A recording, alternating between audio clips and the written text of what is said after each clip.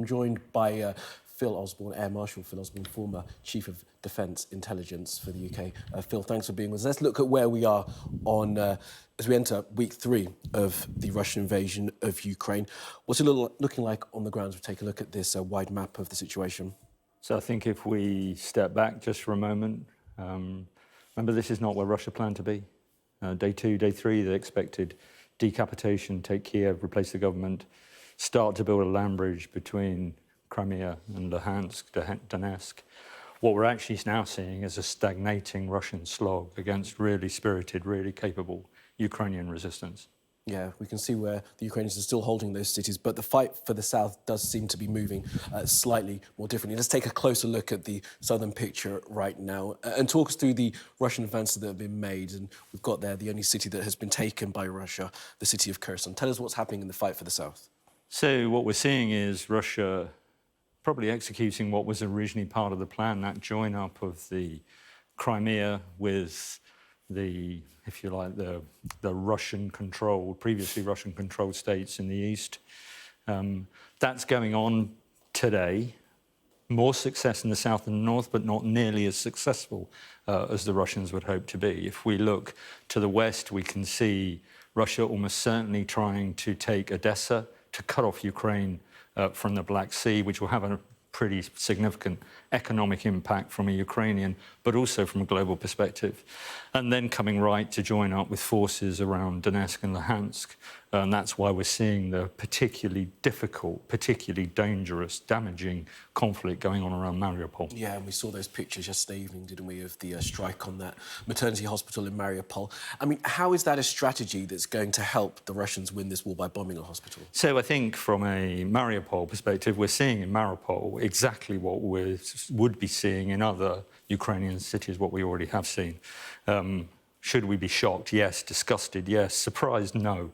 This demonstrates Russia's lack of military options. Ukrainian armed forces have gone into the city and therefore they really have got to try and take those cities or starve them out. Yeah. That also gives the West a problem because it puts the West on the spot. There's a humanitarian challenge for the West and this therefore is quite a useful political tool from a Russian perspective. OK, let's take a look at the campaign further north. Now, as we've known for the past 2 weeks, there is that Russian convoy that's moving in on Kyiv, 40 miles long, but hasn't really got very far. What's happened with that, Phil? And tell us about the tactics to try and take the... So it's a 40-mile traffic jam, and it probably wasn't just one convoy, it was a number of convoys which have now come together. That feels quite stagnant, although Russia is trying hard to recover that logistical nightmare. Where it's also applying pressure around Kyiv is coming from the east, as we can see on the map, trying to encircle the capital, trying to put it under significant amount of pressure.